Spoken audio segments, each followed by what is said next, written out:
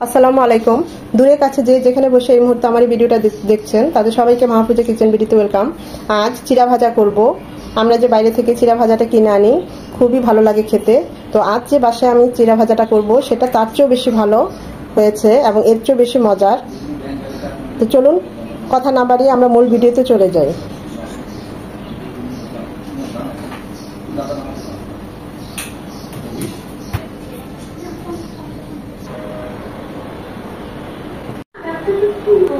চিড়া ভাজা করব আজকে। নিয়ে নিয়েছি চিড়া, দেখতে পাচ্ছেন একদম টসটসে চিড়া। চিড়া কিন্তু দু ধরনের হয়, একটা চালের চিড়া আর একটা এমনি চিটা চিড়া। আমি এটা চালের চিড়াটাই নিয়েছি। এখন এই চিড়াটাকে একটু চেলে নেব।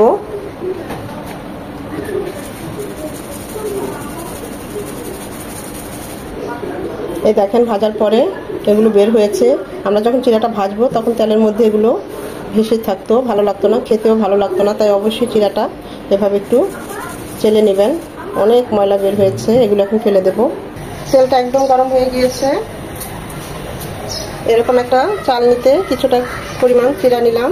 এভাবে ধরলেই দেখবেন চিড়াগুলো একদম ফুটে এসেছে। তবে তেলটা একদম গরম হতে হবে।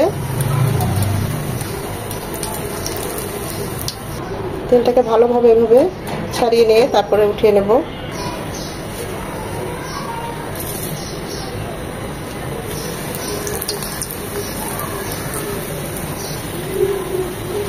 ওইটা তো অল্প অল্প হচ্ছিল, অনেক দেরি হবে। এটাতে করলে তাড়াতাড়ি হবে, অনেকগুলো একসাথে করা যাবে, তাই এটাতেই করে নিচ্ছি। বেশিক্ষণ রাখা যাবে না, তাহলে কিন্তু চিড়াগুলোর কালার চলে আসবে। সাথে সাথে উঠিয়ে এভাবে তেলটা আবার ছড়িয়ে নিতে হবে।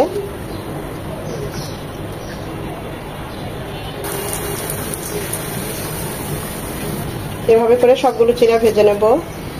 চিড়াগুলো ভাজা হয়ে গিয়েছে। আমি এখানে 1 মুঠ ধনেপাতা নিয়েছি। এখানে কারি পাতা থাকলে ভালো হতো, আমাদের এখানে কারি পাতাটা অ্যাভেলেবেল না, তাই আমি এখানে 1 মুঠ ধনেপাতাটা নিয়েছি, সেটা ভেজে নিচ্ছি।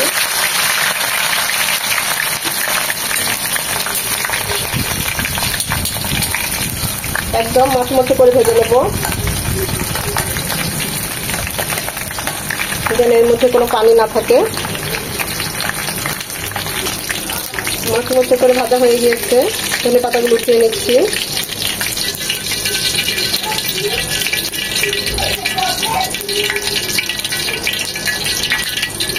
একটা বাদাম এই তেলে ভেজে নেব।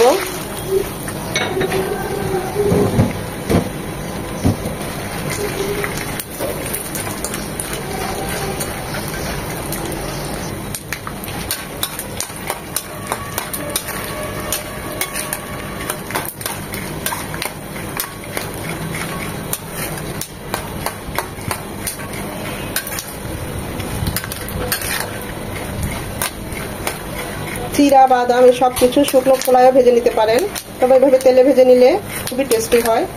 আমরা যে বাইরে দোকান থেকে বড় বড় দোকান থেকে আমরা চিড়া ভাজা খেয়ে থাকি, এর চেয়েও অনেক টেস্টি হবে আমাদের এই চিড়া ভাজা ঘরে তৈরি। তাড়াহুড়ো করে চলবে না, বাদামটাকে মিডিয়াম এবং লো হিটের মাঝামাঝি রেখে ভাজতে হবে। এরকম পটপট করে শব্দ হবে, খুব সুন্দর একটা বাদামের ফ্লেভার চলে আসবে। তখনই বুঝতে হবে আমাদের বাদামগুলো ভাজা হয়ে গিয়েছে। এখানে জাল বাড়িয়ে দিলে কালার চলে আসবে, কিন্তু ভিতরটা কাঁচা থাকবে, খেতে ভালো লাগবে না।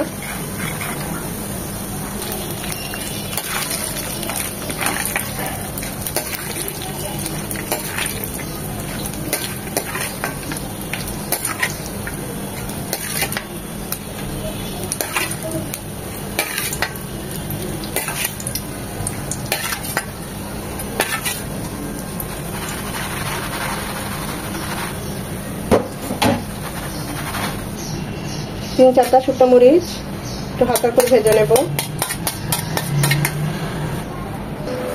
এখন একটা স্পেশাল মশলা তৈরি করব চিড়া ভাজার জন্য, যে মশলাটা চিড়া ভাজাকে 100 না 1000 গুণ টেস্ট বাড়িয়ে দিবে। সেই স্পেশাল মশলাটা হচ্ছে 1/2 চামচ লবণ, 1/2 চামচ বিট লবণ। ঝালটা যে যেমন পছন্দ করেন, আমি এখানে 1/2 চামচ শুকনো মরিচ গুঁড়ো দিলাম। চিড়া ভাজাতে বেশি ঝাল হলে ভালো লাগে না। আর দিয়ে দিব এখানে 2 চামচ চাট মশলা। বিট লবণটা স্কিপ করবেন না, খুবই ভালো হয়। সবকিছু খুব ভালোভাবে মিশিয়ে নেব।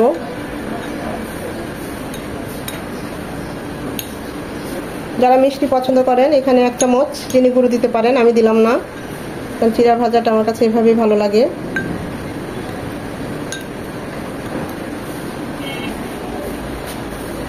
সেদ্ধ ধনে পাতাগুলো যেগুলো ভেজে নিয়েছি একদম মচমচে করে, ওটা নষ্ট হবে না রেখে দিলেও। দিয়ে দিব বাদামগুলো যেগুলো ভেজে নিয়েছি, সাথে দিয়ে দিব সেই মশলা, স্পেশাল মশলা পুরোটাই।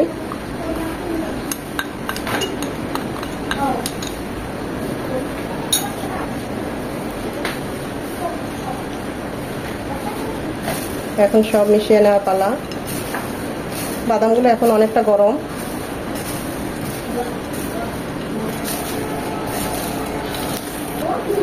কতটা ঝটপটে তৈরি হয়ে গেল মচমচে চিড়া ভাজা, অসম্ভব ভালো হয় খেতে। এটা আপনি জারে 1 মাসের জন্য রেখে দিতে পারেন, কোনো সমস্যা নাই, একদম ভালো থাকবে। দেখতেই পাচ্ছেন কতটা লোভনীয় হয়েছে, সত্যি বলছি খুবই ভালো হয় খেতে এভাবে চিড়া ভাজাটা করলে।